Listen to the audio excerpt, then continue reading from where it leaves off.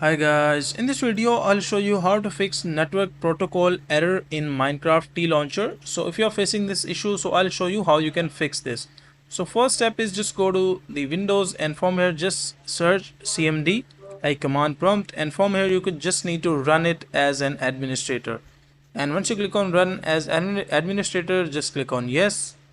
And once you do that, you just need to copy these commands like ipconfig space slash flush dns, ipconfig renew, and netsh winsock reset. So just copy this or enter this one by one, copy it and paste it here and press enter. And once you press enter, just copy the second one, ipconfig space slash renew. Just copy it, go to the cmd, paste and enter. And once you do that, you just need to enter the third one as well, netsh winsock reset.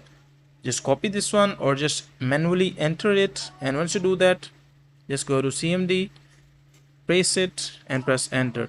And once you enter, as you can read, you must restart the computer in order to complete the reset. So once you do that, just make sure to restart your PC or laptop. And once you restart your PC or laptop, after that your issue will be fixed.